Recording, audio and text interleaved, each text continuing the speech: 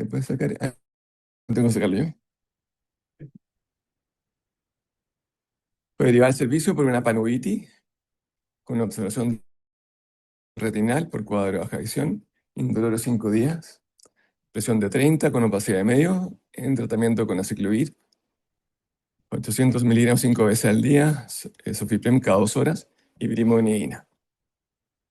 Fue evaluada en polichoque, donde se le encontró una visión de cuenta dedos en el ojo derecho, 0,6 en el izquierdo, una presión de 40 y 20, se planteó toxo por una cicatriz retinal y aparte del tratamiento se le agregó clindamicina, 300 miligramos cada 12 horas, cetazolamida y dorzolamida.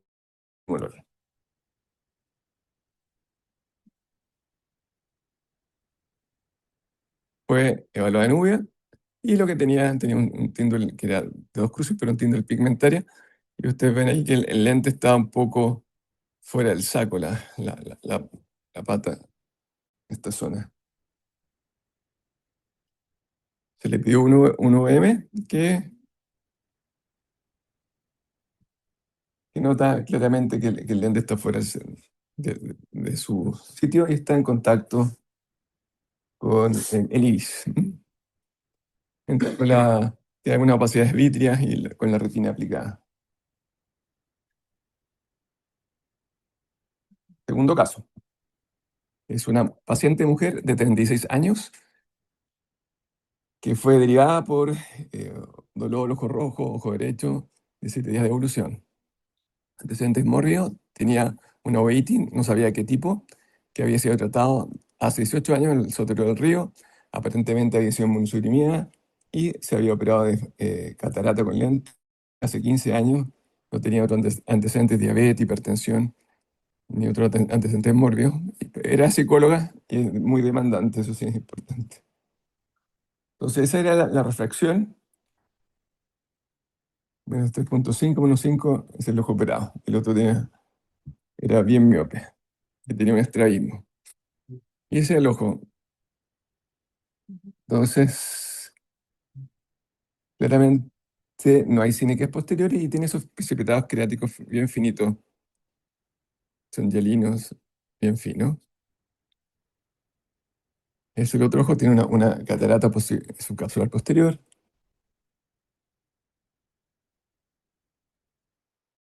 Y se pone a buscar el lente intraocular, no estaba en el saco y tiene una capsulotomía posterior. Es el fondo de ojo, tiene una vitreitis que es bilateral, esas opacidades vítreo que están acá, ¿no? ¿Qué diagnóstico podría plantear? ¿Quién pasó en UVA? La doctora Vitz que veo ahí. Ah, ¿qué podrías plantear? Como diagnóstico de ovitis. Con esos precipitados creáticos hialinos finos sin eques posteriores. Podría ser un FUCH, ¿sí? Y por los snowballs que tienes, ¿qué más podría ser? Una ovitis intermedia, ¿no es cierto? Un FUCH, ovitis intermedia podrían ser planteables. Le pedimos un estudio básico, HL27, tórax, hemograma, y se mantiene con corticoides tópicos. Y esa esta vez se confunde un poquito en este caso, porque el FUS también puede dar vasculitis. Entonces tiene una vasculitis periférica que te tiñe la papila en el ojo derecho, su opacidad es vítrea en el izquierdo, y también tiene vasculitis periférica en ese ojo. Entonces uno se confunde un poquito, pero... Y empezó con reactivaciones cada 2 a 3 meses y se solicitó, por la lente que no estaba bien posicionado, un VM, que también nota que a través de unas perlas que había movilizado un poco el lente intraocular, está en contacto con el iris. Caso 3. Es un varón de 63 años, derivado por una ovitis anterior, aguda hipertensiva. Llega a 31 en el ojo derecho, manejada con corticoides y hipotensores tópicos. tenía una facorefractiva con lente multifocal hace 10 años. Era miope, no era diabético, hipertenso, y alcanzaba esas visiones. -1, -25, 0,6. -1, en el otro también alcanzaba 0,6. ¿Mm? Y el lente es el caso del lente acá. En esta zona hay una hemorroides chiquitita. Por esto, en esta parte el lente está bien posicionado, pero el otro lado está en el surco. Y tenía su tinte pigmentario. El fondo ojo fue más adelante, incluso ahí la ifema pasaba a hemovitia.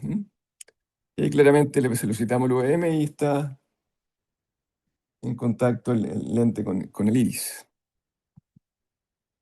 ¿Cuál es la evolución de este caso? Se manejó con corticoide. Indiqué brimonina con la idea que la brimonina evita la dilatación máxima. No sé si sirvió un poquito, y controlaba la presión. Pero cada 3 a 4 meses volvía a la consulta, presentaba inflamación y un pequeño infema. Así por 4 años se propone cambiar el lente intraocular. Pero el lente, a pesar de la lesión que tenía una buena visión de cerca. Para el día a día no necesita, no usaba lentes. Hasta que el año pasado consulta con este cuadro, un infema casi total, casi un polabucho, un hipertenso, presión de 40, 50, por varios días, pero afortunadamente con tratamiento médico fue cediendo y con reposo. Era con tópicos, acetazolamida oral, y aquí puse un poquito de atropina. Y finalmente el caso 4, que es un varón de 73 años, que este paciente consultó hace años en la auto. Lo vimos con el doctor Navarrete. Tenía 3 semanas de ojo rojo, dormición de vergüenza visual en el ojo derecho. Era hipertenso, diabético, y había tenido una cirugía de catarata sin complicaciones hace un año.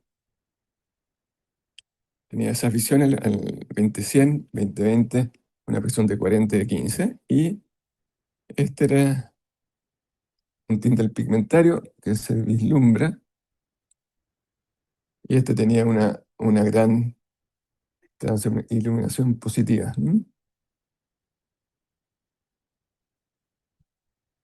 Ese se nota bastante bien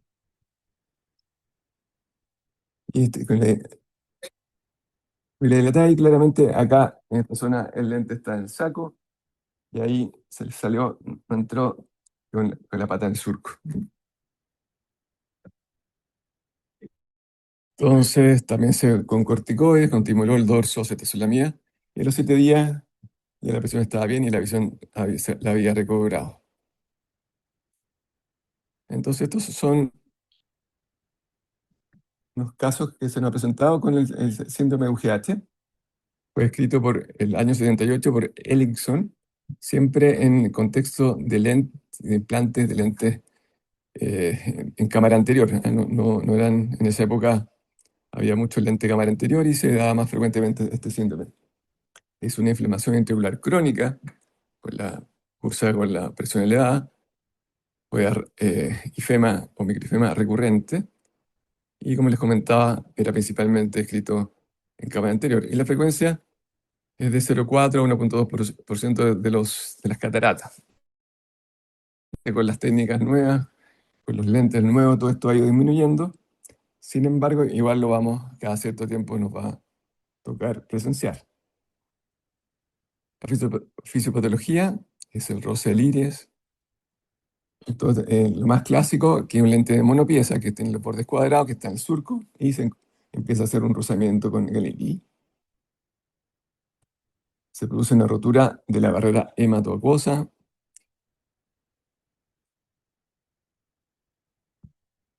Se liberan pigmentos, eritrocitos y glóbulos blancos, y se va produciendo bloqueo en el trabéculo, por lo que aumenta la presión. Y tenemos el ifema y microifema. Sin embargo, esta es la principal causa de lo que comentamos, pero hay cosas que podemos presentar de etiología. Que, por ejemplo, una licencia de lente intraocular, un paciente operado en pseudofoliación, en los años se empieza a mover el lente, también puede haber un roce. Cualquier tipo de lente suturado también puede hacer este síndrome.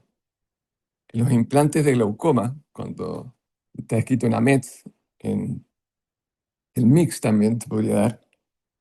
Y en el caso con lente en saco, un anillo en Sommering que empieza a mover el lente, empieza a producir el roce con el iris. O sea, no es solo poner lente, este cuadro se tiene que pensar también sin que con el lente en el saco.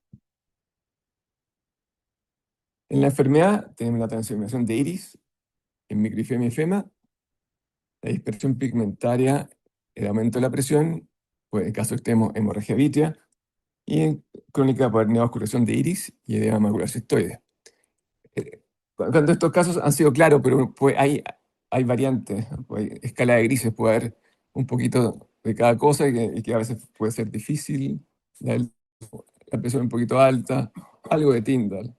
No es que sea una cosa tan evidente como el último, el tercer caso que les mostré.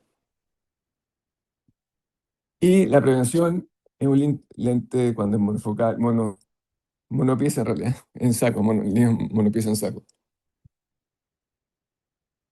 El examen complementario es la UM, es el lejos el examen que nos va a servir. Otro examen es complementario, pues, el OCT de segmento anterior, un caso en el de arriba de un mix que está mal posicionado y que nos ayuda a ver en qué posición está. Y abajo, en algunos casos, la endoscopía puede ser de utilidad en cosas más extrañas. El tratamiento es médico inicialmente con corticoides hipotensores, se excluye la pilocarpina por su efecto inflamatorio. El IFEMA, o IPEMA, como vi al doctor Slapnik que me acordé del IPEMA, que es la palabra correcta, es reposo, la cicloplegia, los corticoides y elevación de cabeza, igual que un IPEMA traumático que vemos en la UTO. Y quirúrgico, láser, podríamos en algunos casos, se podría hacer, está planteado hacer una irioplastia, por ejemplo, si hay un contacto con el iris, hacer una irioplastia podría ayudarnos. Y fundamentalmente la reposición y recambio de lente intraocular, que sería el tratamiento definitivo. Aquí hay una escala de grises, ¿ah? Puede ser un paciente que tenga un síndrome muy leve, maño arañoso, etcétera, y te lo pueden manejar con corticoides y va a ser suficiente, pero no es, se puede llegar a hacer tratamiento solo médico, la reposición tiene sus riesgos. Estos pacientes con cápsula abierta van a tener sí o sí vitrio, atracción, riesgo de desprendimiento de retina y endoftalmitis, siempre el lado B. De héroe a villano estamos a un paso en esta cirugía. Entonces, esta es la cirugía del caso 3 del lente del multifocal que está con la capsulotomía. Harto viscoelástico y un poco con delay de la transmisión. Bueno, y lo tengo en rápido.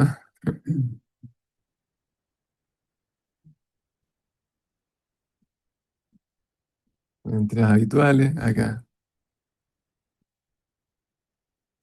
con harto viscoelástico, con eso nos va a permitir ir a luxar el lente.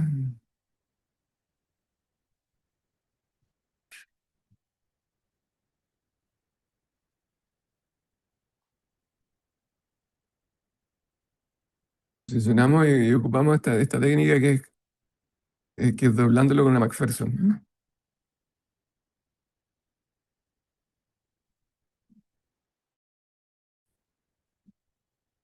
Está medio fome esto, pero yo aquí ya terminé la cirugía. Estamos dando la luxando.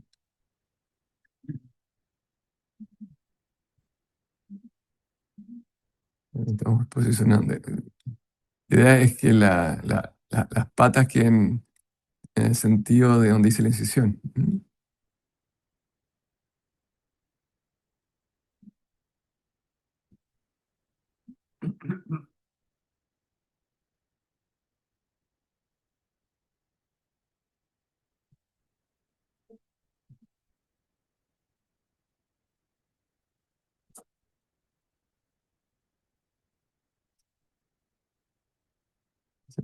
Ponemos una espátula adelante el lente, tomamos en un extremo el lente con la McPherson, se, se- se dobla y se saca. En general es bastante, no es muy complicado. Ahora hace poco le saqué un clarión así y es más blando, es más fácil sacar el, los Acrisoft que el clarión con esa forma. El otro se me doblaba mucho y le ponemos lente de esa al surco.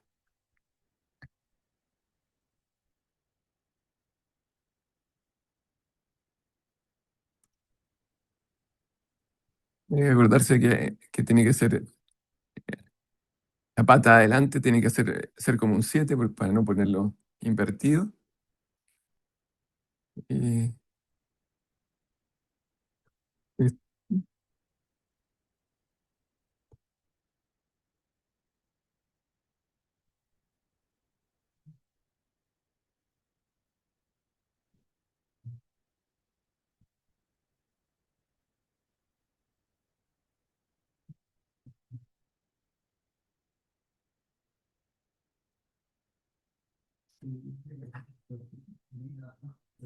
eso, un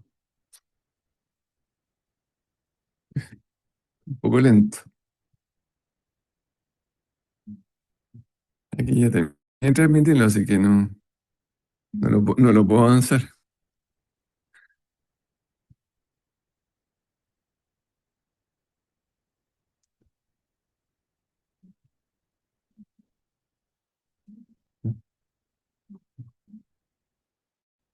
El, el lente al surco, después un poquito de vitrio, a pesar de que le puse bastante disco elástico, igual me sale un poco de vidrio.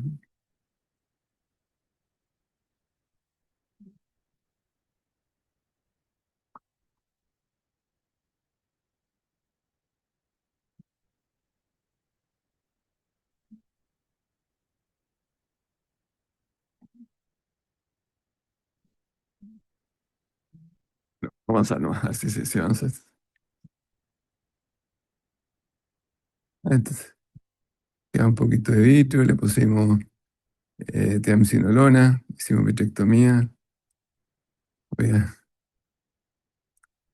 maniobra Castro Viejo,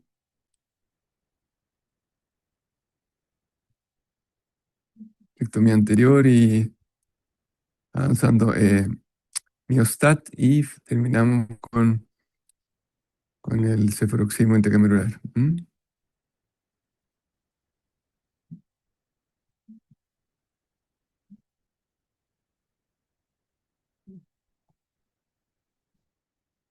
Se la vitrectomía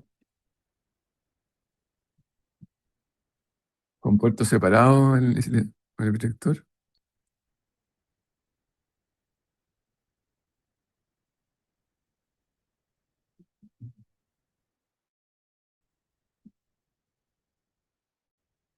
Ya, entonces, hidratación, etcétera.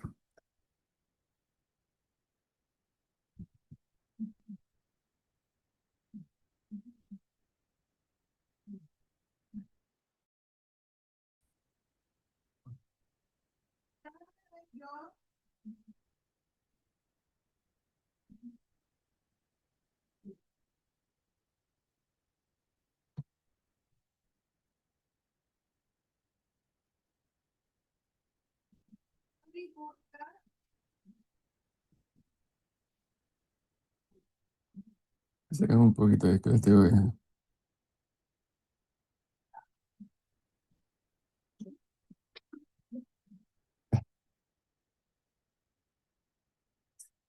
hay que presentar video. Bueno,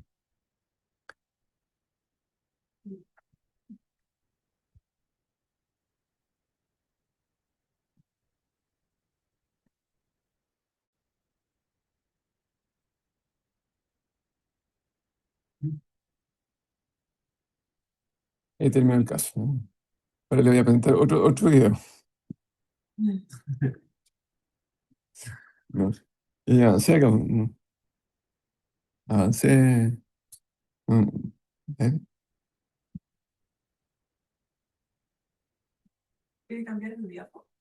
Avancé, se quedó pegado.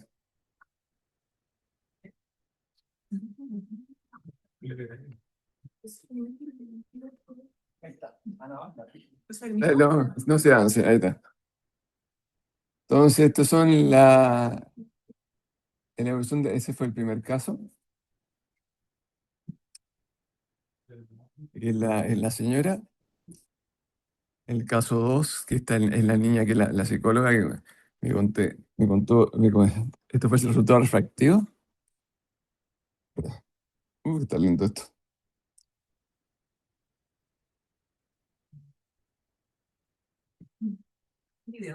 No,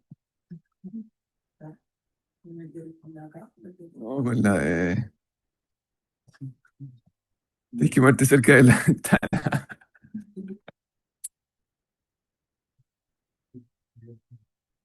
¿Ah? Ah, te has conectado ese es el...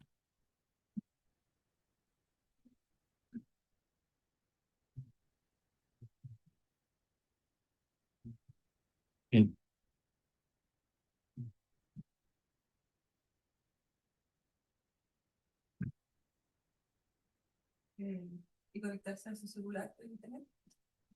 Es que el mío tenía 3G. Sí, de repente me conecto al mío. Entonces este es el caso 2 que era esta niña psicóloga que con este refractivo un poquito estaba con problemas, que me llamaba por teléfono, que estaba con diploma, que no sé qué cosa. Fue programas con lente de contacto y con paciencia. Y era la que Ya, aparte, esta niña tenía un problema de estrabismo que se lo derivé al doctor Suazo. Y ahí también empezó con problemas de él, porque es bien exigente. Pero me llamaba a mí, yo le di el teléfono, pero me llamaba a mí. Eso. Y no ha tenido reactivación por lo menos por 2 años, de su OIT. Este es el caso 3 el que planteamos, el que hicimos la cirugía. Yo con un poquito de transiluminación, ahí el lente está un poco desplazado, pero está enganchado por una parte del saco. Y en este paciente tuvo hipertensión bastante tiempo y tuvo un daño de glaucoma, con alteración inferiores a los CT. Pero ha mantenido buenas presiones y no está conforme.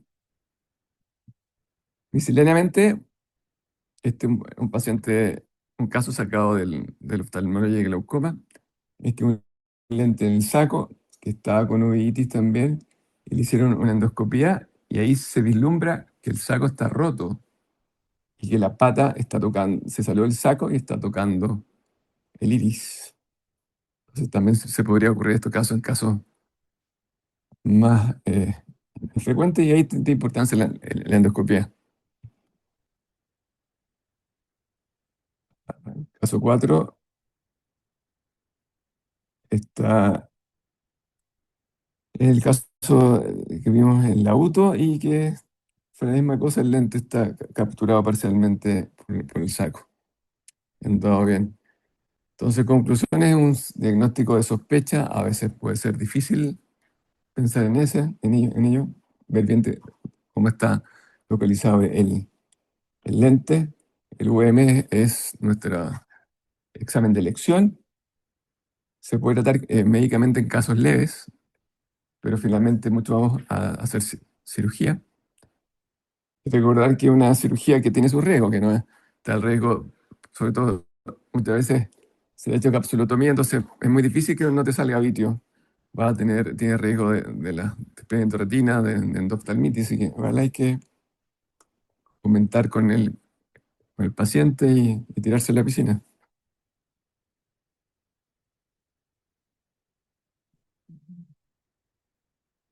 Muchas gracias.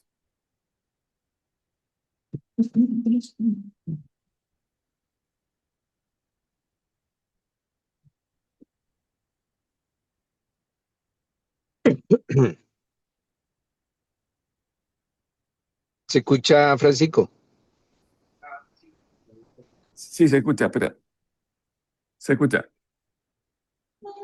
Hola, bueno, quería comentar un par de cositas nomás. Me parece muy entretenido que hayas recordado este tema y haberlo presentado nuevamente. De vez en cuando es bueno tenerlo en cuenta, ¿cierto? Tal como tú dijiste. Y la fisiopatología hoy en día de este síndrome es un poquito distinta a la que tú muy bien dijiste, fue descrita hace mucho tiempo, en los fines de los 70, porque en esa época se ponían los lentes más bien fijados a iris, son los que producían estos síndromes, lentes fijados a iris, o bien lentes en la cámara anterior, sujetados en el surco, pero que eran de modelos de diseño y terminaciones muy rudimentaria, entre comillas, respecto de lo que tenemos hoy día.